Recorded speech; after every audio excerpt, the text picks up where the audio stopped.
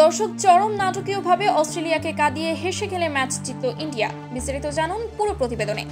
দর্শক ICC champions ট্রফির Dubai আন্তর্জাতিক ক্রিকেট স্টেডিয়ামে টসে জিতে আগে ব্যাট করার সিদ্ধান্ত নেয় অস্ট্রেলিয়া। শুরুতে চাপে ছিলেন ভারতের বোলাররা।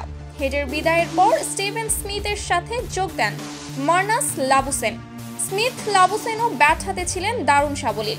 দুজনের কার্যকরী ব্যাটিংয়ের সুবাদে এগোতে থাকে অচিরের ইনিংস। এক প্রান্ত আগলে রেখে খেলে যাচ্ছিলেন স্মিথ। ভারতের বোলারদের তেমন কোনো সুযোগ দিচ্ছিলেন না তিনি, যার ফলে শেষ দিকে কিছুটা কমে আসে অস্ট্রেলিয়ার রানের গতি। ক্যারির বিদায়ের পর ব্যাট চালিয়েছেন টেইল এন্ডাররা। নাথান এলিস 7 বলে 10 রান করেন। শেষ ব্যাটার হিসেবে দলের 263 রানের মাথাতে আউট হয়েছেন অ্যাডাম জাম্পা। 12 বলে 7 রান করেছেন জাম্পা। 49.3 ওভারের খেলা শেষে 264 রান তুলে থামে অজিরা। ভারতের হয়ে 3 উইকেট নিয়েছেন মোহাম্মদ শামি। 2টি করে উইকেট শিকার করেন বরুণ চক্রবর্তী এবং রবীন্দ্র জাদেজা।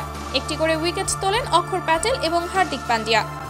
জবাবে ইন্ডিয়া শুরুতে ধাক্কা খায়। এরপর বিরাট কোহলি আয়ার দায়িত্ব নিয়ে খেলেন, যার ফলে ইন্ডিয়ার চাপ কমে যায় এবং শেষ মুহূর্তে ইন্ডিয়ার তেমন কোনো চাপ নিতে হয়নি।